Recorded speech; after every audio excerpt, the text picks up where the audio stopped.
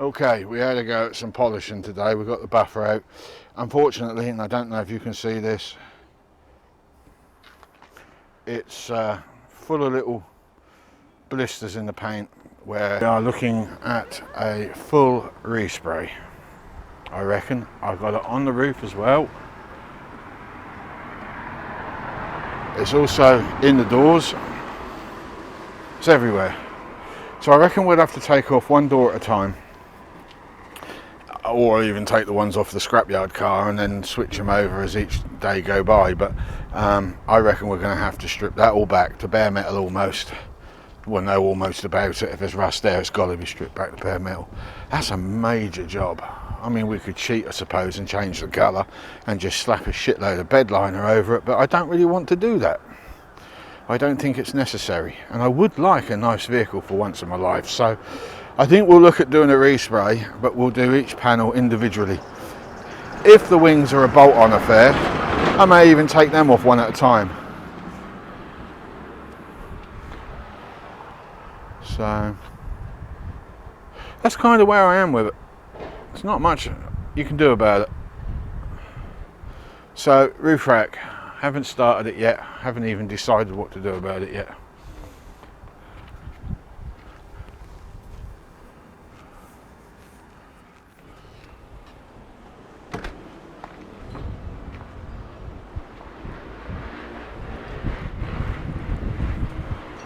Wow, that blowing today. It's very warm. It's almost summery warm. And I ain't joking. Right, update. That's all I can give you. All I can give you. Went down the yard yesterday. Now what some of you don't realise is, because I haven't said anything about it, is a lot of the metal that I've been using has been recycled. Which is why it was a little bent in some places and a lot very rusty in others. Metal merchants have been clearing out one of their yards because they are quite literally overloaded with steel that got chucked outside and deteriorated. Boss man ordered all that metal to be gone. The yard had to be cleaned up and queued a scrapyard. Anyway, scrapyard is a very useful scrapyard because they don't like throwing shit away, which I appreciate massively. So what I have got here is some tube, some box, there's a reason for that, and some angle. Now the angle is the one I want to highlight on because I was building the rat rod, and just before that massive complaint about me being running some kind of fictitious business, well, we know who made the complaint and we know why they made the complaint. It was just pure jealousy on their part, but hey, you can't help people's feelings. Anyway, we were at the point of making the window on this thing, and then when that complaint came in, I literally put tools down for a week until I was able to get hold of the person that sent the letter, and then I got told to carry on. But by that point I'd already used the metal for other things, so I didn't have any. And when I was down the yard yesterday, I did discover that they don't have a lot of that metal left. And I went through the yard to see if they had any other stock. No. So I grabbed what I could in order to put this together. So anyway, back to the roof rack. Well, I have something else as well that came in the other day. Now a chap, yeah, you're right, we do need to look out for each other in the 4x4 world because the governments, well, fuck's sake, I bet I've just broken that mic now, and I know. The mic, I keep catching the cable and that drives me nuts. Right, as I was saying, the 4x4, we do need to look out for each other in that game because the governments of the world are desperately trying to shut us down, and if it ain't that, it's the environmentalists, and if it ain't that, it's the ramblers. Am I talking nonsense? No, I am not. I've seen many videos of women, especially women, walking, oh, I done it again, walking, excuse me,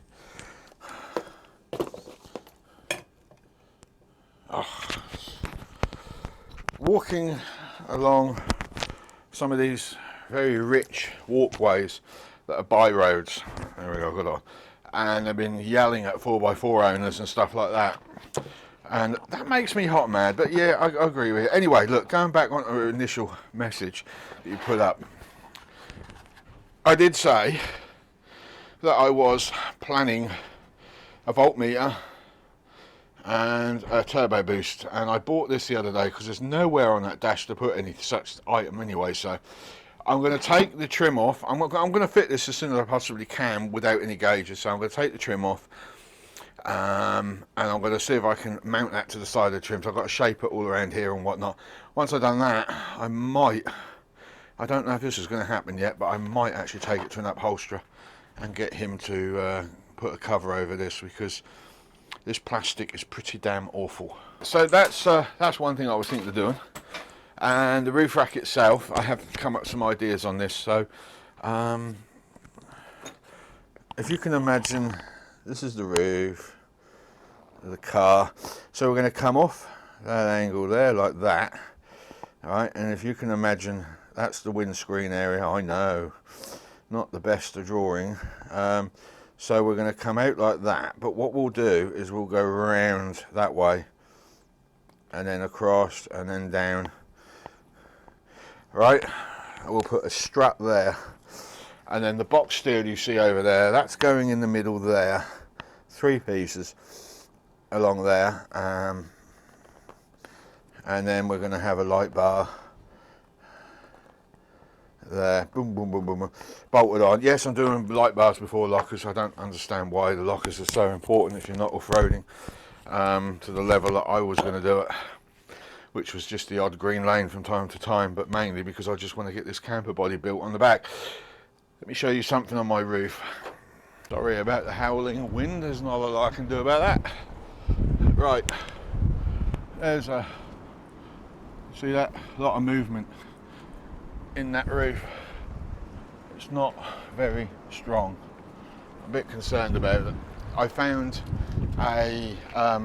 there's a body one of these down the yard, and it had a roof rack.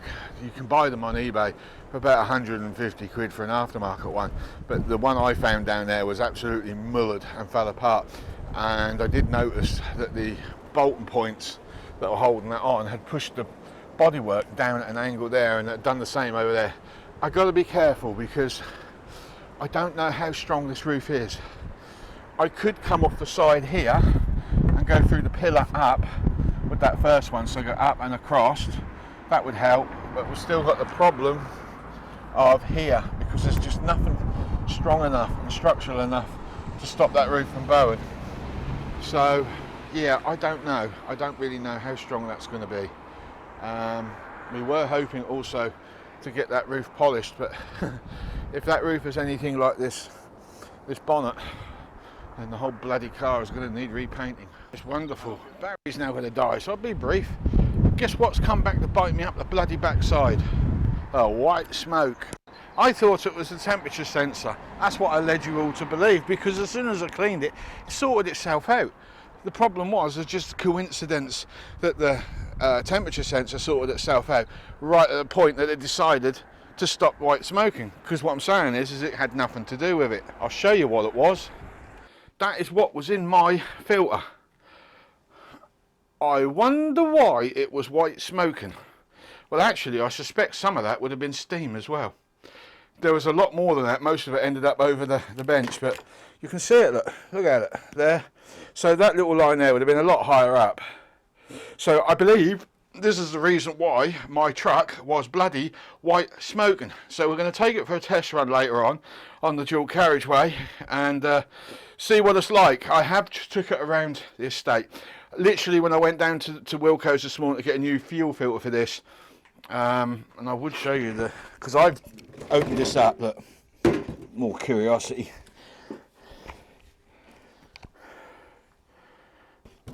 Bits of crap anyway, definitely. I mean, yeah. Okay guys, a bit dark out here, I'm afraid. Excuse me. Actually, it's very dark out here, because I don't know if you can actually see this.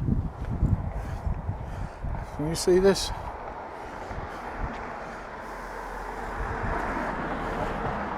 No, you can't see this. Okay, try again. Take 2. Right, we've been down A14 and it chucked its guts up again, but definitely was not as bad as the previous tests that I did. She went a lot quicker, but she did go into, at one point, she did actually kick into limp mode and then came out of limp mode, and the engine management light did actually come on as well. So we're not completely out of the woods with this thing yet, unfortunately. So I drained the fuel out, as you already know if you've watched the short videos I put up, and then I went and did another 2 more runs. The second 2 runs were good. They yielded good results. I'm pleased with that. So but I'm still not out of the woods yet, and I think we are going to risk all of us going up to see my son tomorrow regardless. So yeah, we'll give it another go. Maybe I should take a 12mm spanner with me just in case as well. Anyway, somebody suggested that I might have cooking oil thrown through this at some point. Actually, that isn't such a bad thought, and I'll show you why. There you go, and that was, well, you can see the colour difference. That's test number 2, but it still looked cloudy, didn't it? I think that's the result of some of that fuel that's still in the pipes mixing with that. It's almost a diesel colour, but it's just a little cloudy for me, I think. But at some point I am going to have to pull this thing over, drain that fuel out. I mean, there's a full tank there, nearly 80 quid's worth of fuel. I had the old stuff in there, and I thought, well, we'll dilute the old stuff with some really top quality stuff. So I put some VTEC in it, and that was £57 worth of fuel that went in. That took it right to the top. So it was 100 quid to fill that old tank up, but I do get a couple of months out of it because I don't really go anywhere, if I'm honest. So I think we'll keep running it unless it becomes a real problem. I'll keep running it until I get down to quarter tank, and then when I do, we'll get another filter and we'll drain that tank out. We'll literally drop the tank, clean it all out with ferry liquid, water and whatnot, and get it nice squeaky clean, and go from there, and then we'll put it all back together again. Morning, afternoon, evening. I hope you had a great Christmas. Mine was fabulous. Got quite a lot of prezzies plus some cash, and talking about cash, because we have started ordering bits in. Now, you'll know from one of the... Is this bloody mic working? Yes, it is working. You'll know from the 2 small short videos I put up that the epoxy white smoke came back, and we had no end of problems. Driving me up the goddamn wall it was, to be honest with you. Going down the road, and all of a sudden white smoke belted out of the back of the car. It stalled, and I did 2 trips to Stowmarket, which is 12 miles away, and it really proved that there was problems, deep problems. I've since gone back to Stowmarket, as I said in the previous video, and everything was fine. I had no problems. I got there, I got back. I actually did take the country route, so I kept the speed under 55-60. On the way home, I got a little bit overconfident and then took the speed up to about 70 mile an hour. And everything was fine. It was fine. No more problems. I've done a 3rd drain on the filter since replacing that filter. So that was the first attempt. You can see all that gunk. Somebody said that's that diesel virus that gets in the fuel tanks, the black stuff. I'd love to drain that fuel down to the white and see what's going on down there, but yeah, that ain't gonna burn, is it? So after that, I drove it for a few miles, and then I ended up with this. I did white smoke before I took this out. It did stop, and I drained it, and that's what I came up with. It's cloudy. I have a theory for that. Then the 3rd one, which I did this morning, bearing in mind I've done about 60 mile in it since, draining that one out all in, and that is the state of that. But what you don't know, because I haven't told you, is This sample, when I first filled the tank up, got a diesel cleaner thrown in, Red X decarbon for the injectors. I just felt it needed something, you know. The second one, well, that was just the leftovers. After I drained that out, that was what was left in the tank after my second fill up. There was no extra additives added. This one has now got a DPU cleaner from Red X put in it, and the reason why I put it in there was because of the cat. I don't have a DPU as far as I am aware, because there's no sensors, but there is a cat, and I just figured it wouldn't hurt having that in. I hope it don't, but it has clouded up that a little bit more. So the cloudiness in the fuel could be the additives anyway. It might be that the fuel's perfectly okay now. However, well, it's finally done it. It's died. It's not running as regular as it should, unfortunately. I think the pump is screwed up. The diagnostics machine is saying that the timing is out. The only thing I can think of that might possibly cause that code is cam sensors shot.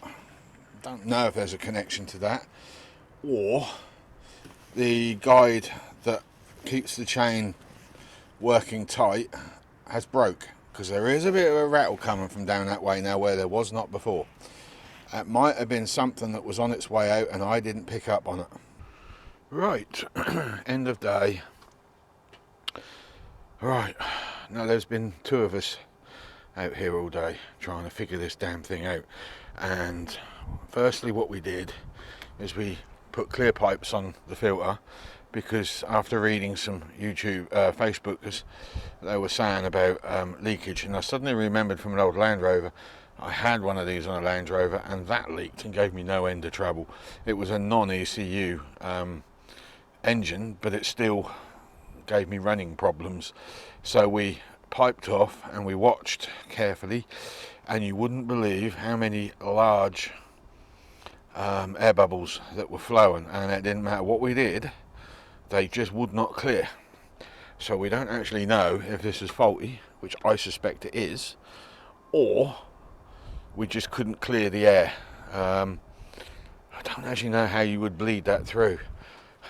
Anyway, so we've temporarily, and it was against all advice, but truth be known, it don't really matter because the system's messed up anyway. We piped off. We now have no air running through that clear pipe. That's a cat, if you can hear that in the background. Anyway, what we have then done is we checked the turbo, because the guy who came and helped me, which I'm very grateful for, Mark, thank you very much. We checked the turbo. There's nothing wrong with that. That turbo's like a brand new turbo on there. You wouldn't believe how good that turbo is. So we're content with that. And then he came up with another problem, and the ECU code reader diagnostics machine is now reading, I think last time he checked, it's no longer reading pump timing, it's now reading crank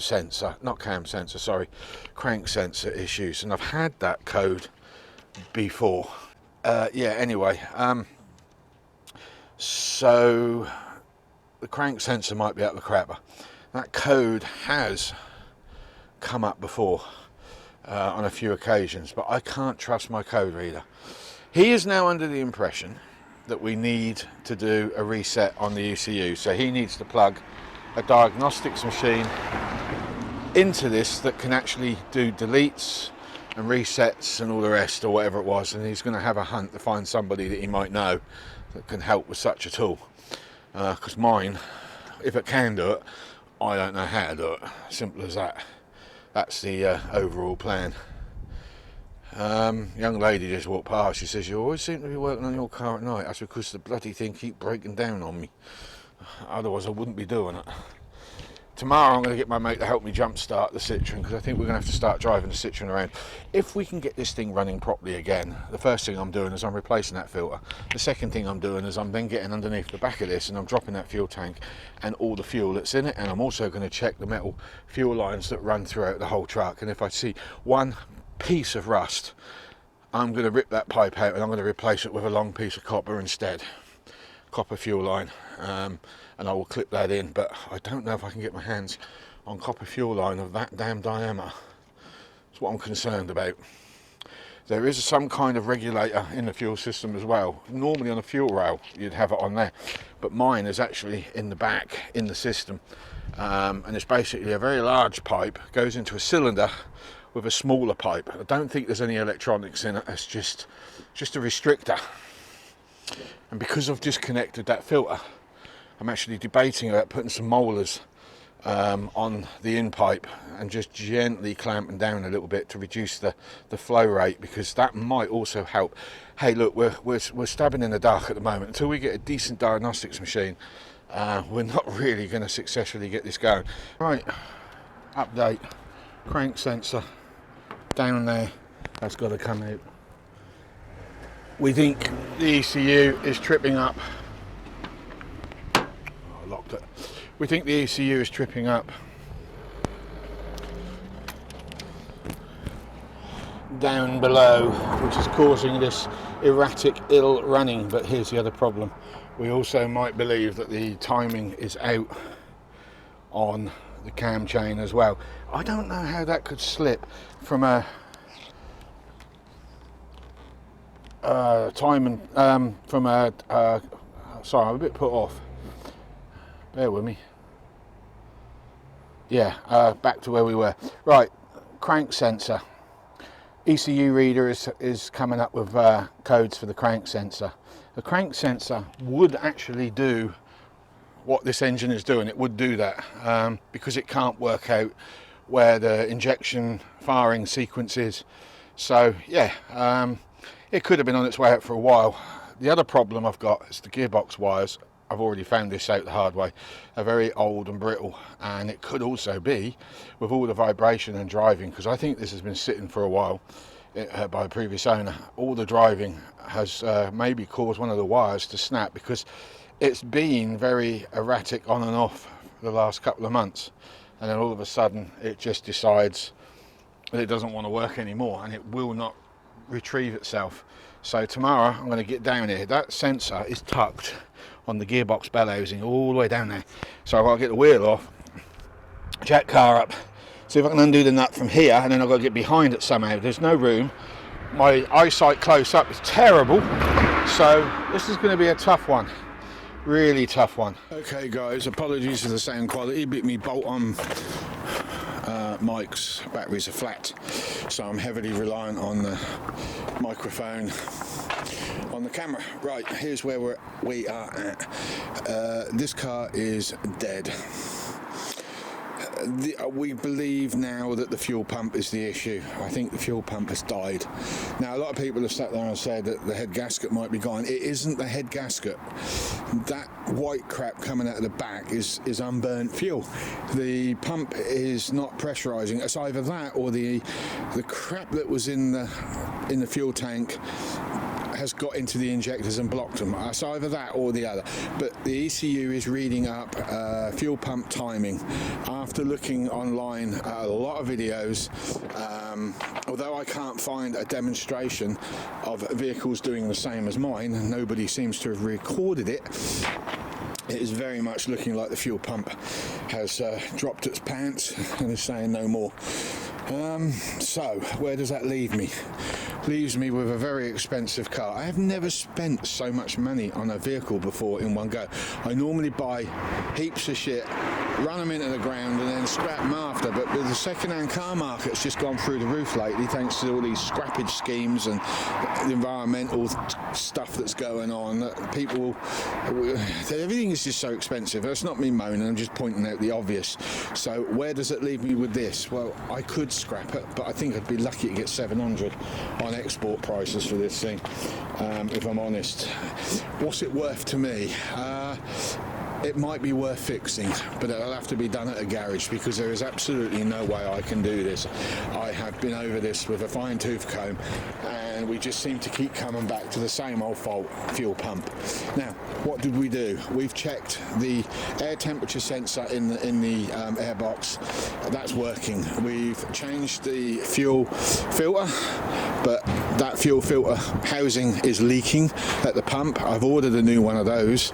We've directly fed into the fuel pump without a filter, which is something I didn't want to do, but I didn't have any options. The internet purchase is a slow delivery at the moment. So I'm waiting for a new housing. I'm going to put this all back together. We've disconnected the overflow from the injectors. It did actually run a little bit better when we did that, but it was still smoking like a pig, which is telling me it's under fueling, because it built the pressure up in the pump a little bit. It wasn't smoking so much, but it was still smoking. We've checked the crank position sensor. I've put a test meter on it. That seems to be doing its job. The rev counter wouldn't work without it, and the rev counter is doing its job. The ECU is picking up revs. It is doing its job. Just how effectively, I couldn't tell you. I have a new one on order, but I wasn't prepared to pay the 186 quid that Europarts wanted, and I found an after. Well, I say he said online, old stock sitting around 12 quid. I thought 12 quid's worth a punt. You know what I mean? Even if it don't work, it's worth a punt. So we'll switch that over, which is why the wheel is off, because it's easier to get through at the side than it is underneath, as recommended by another YouTuber. So we've done that. What I've got left to do now, okay, well, it's going to a garage if I can afford it. I've got a few things lying around in the workshop that I'm thinking of selling to pay for the repair. The repair I'm expecting to come in close to 1,500 quid. Is this car worth that to me? Yes, because I'm trying to justify it like this. It's a high mileage car, but the engine is still solid on this. There's no rattles. It didn't smoke like some old done-in diesels. It really didn't. So I think the engine's strong enough to repair and keep on the road. The chassis is rusty, but it's not rotten through. It's not going to snap in half anytime soon, as previously suggested. It really isn't. It is a solid old chassis on that. I plan to get that in the front garden, get this on some big, massive homemade ramps, and we're going to get under this and we're going to sandblast the hell out of this with a power washer, and then we're going to bedline that chassis and oil the inside of the chassis. That's the plan with that. Okay, so everything on this is salvageable. The bodywork is in pretty damn good condition, even though it's scratched and dented in places. The only two rock points I've got is here and over here, covered up underneath there. No big deal really. So it's worth saving to me. If I was to go out and buy another Nissan Navara and I picked another one up for 1,500 quid, for example's sake, the chances are it will probably be the same condition as this, and the pump will die on me. It's just not worth looking at. So with that in mind, we're going to pay out the money that's required, and we are going to get this thing fixed if we can afford it. Right, it's a very quick update to why I'm not using the main microphones. The fuel is empty. There is no more fuel in this tank. I've completely drained it out. I've just got to get my jack out from underneath because I had to lift that side up because it's on a curb. Unfortunately, there's still some left in there because this car is on the slope a little bit, but how much is at the bottom I don't know. I really wanted it all gone. I was hoping to pick up all the sludge and everything else that's in the bottom, so whether I've left any of that behind, genuinely I couldn't say because I just don't know. So now I've got to go and get myself an Army jerry can from Wilko's, and I need to fill that up and pour that in, and I reckon I'm going to be filling 2 of those up, so that cost is going to be over 50 quid, and that will only bring the gauge, as I've already discovered, to the quarter mark on the gauge itself. So I'm hoping that that is going to be enough for that chappie to mess around with. If he needs more fuel, I think he's going to have to get it himself and put it on the bill, because Citroen over there is getting low on fuel. I'm getting low on money, and I have got money set aside for this, but that can't be touched until after the bill has been paid, and then I'll know how much I have left that I can put in the fuel tank, so to speak. So that's where we're at. Yeah, that's Wednesday today. This thing should have gone in to the garage, but I got my dates mixed up. It was the 24th this thing was due to go in, and I can't hold this video back any longer because it's been near 3 weeks now. It was just before Christmas when the last major video came out. So yeah, this thing has definitely got a dead pump somewhere along the line. You've sent me loads of messages explaining what you personally think it might be. Unfortunately, I don't know. It's electronically controlled throttle on that, so it could be anything inside that pump that's died. What caused it, again, I don't know. I mean, we had water in the tank, we've had oil, it's just been a mess. There's black stuff floating around.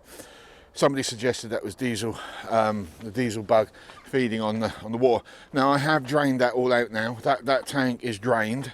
I've put 20 litres of fresh new diesel in. So what we did is we put the hose down there, we pumped it all out, and then we connected the hose up to the pipe work in there, because we are sitting at an angle. So I got as much of it out as I could possibly get out without actually dropping the tank. Dropping the tank is something I'm planning to do in the summer, because I want to get that chassis all cleaned up. So between now and the summer, that is going to have to do. So that job has been done to the best of my ability. I think we did jack that side up to try and level the cut. Well, actually, I don't think we did. We did jack that side up, but we're still sitting on a slope forward. So yes, I have got about 95%, 98% of the fuel out of that. That's sitting in the garden in 2 massive great containers. So that's that really. I can't do no more. I've done everything I can possibly do. There you go. The white one and the green one is absolutely almost full to the rim. The red one has got red oil in it, which I had for my diesel heater. I shall use that fuel. I'm not throwing it away. I will use that for the power washer and the night heater. I'm actually debating about taking the night heater out of the truck and bringing it into the shed and setting it up in here, because there's so many other things I want to do, but the cold weather is kind of holding me back. I don't like the cold. Sorry, I'm a bit of a wimp when it comes to the cold.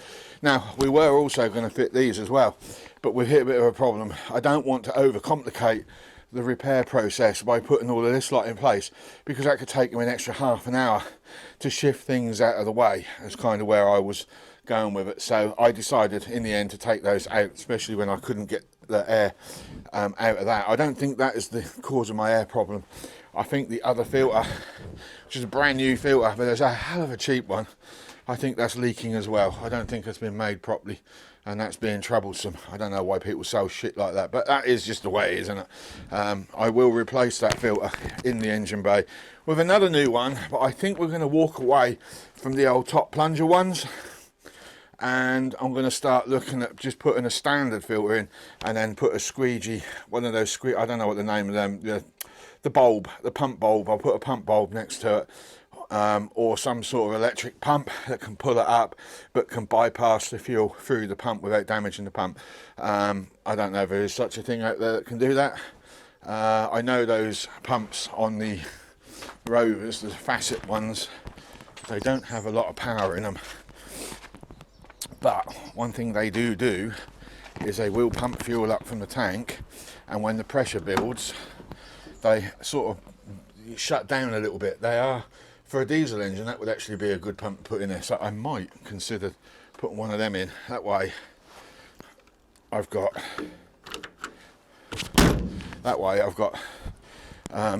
full pressure on every start up, because you open the key up, if there's a little bit of air leaking, those pumps will take that air out just by pressurising. Well, I won't take it out, just pressurise it up. So it's something I'm thinking about, because I want maximum reliability on this thing. But that plunger pump that's in there it's not working out. So yeah, I've got another week to play with. So I might shoot down the yard and grab myself a second-hand filter and housing and replace the filter, and get one of those squeegee bulbs for the time being, at least anyway, and go with that. So yeah, they're there for another day. And I don't really have much more I can say or do. I mean, we're stuck. We've got cold weather, so I can't paint in it. If the snow come down, I can't weld in it. There's nothing I can do. So other than just tinkering around for the next week without filming anything, I mean, we could get that valley gasket done, but I don't really want to do that at the moment until I've got the one key component I'm waiting to afford, which is a 200 quid fuel pump, a rotary fuel pump for that, which is specifically designed for heavy, large V8 engines, carburetted ones, because it's got little blades that fly around, and then when the pressure builds up, the blades retract. And that's what I need for this, because the facets are just not working out for some reason, other than the fact that the carbs do need a clean. I need to buy a clean carburetor repair kit for both carbs as well, and I don't really want to put that valley gasket in until I've got that repair set. So we've got at least another 400 quid to spend on that. I mean, this has gone absolutely insanely out of control, the spending. So we better have a good flipping summer with it. If we do decide to get rid, we better have a good summer with it. So I want to build a trailer for that. I'm hoping the pickup truck is capable of towing it, because I want to put that on a trailer, get it registered and legal, but I want to put it on a trailer. I want to take it to Thetford Forest and places like that using the pickup truck, and just have some damn good times off-roading the Green Lane. So we park the pickup truck up, we've got the camper on the back of the pickup, so we can spend the night in resorts, and then we can just literally jump in this thing, go down to the off-roading areas and just have some fun. And that's where I want to go with it, and I don't want to do anything different about it.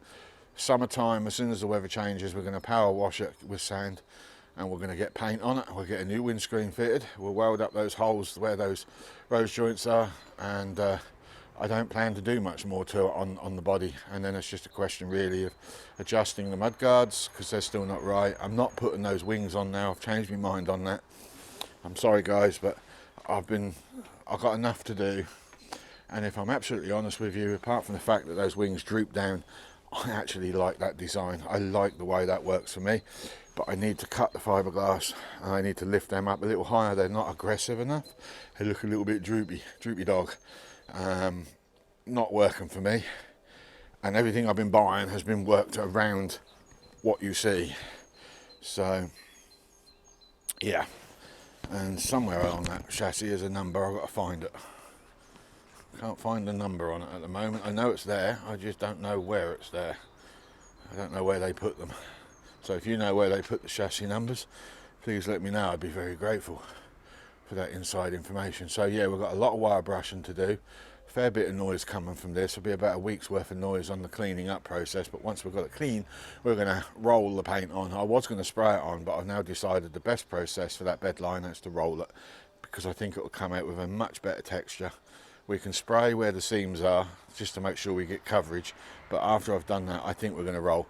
We've still got work to do to things like here. Look, we ain't quite got it right there, so we've got more bolts to throw on, and we've got to seal all of that on, take that off and seal it on properly, things like that to do. So there's still a lot to go. Filler to be added in certain areas, as you can see over there. So we'll be picking that up again soon. Anyway, enough yapping.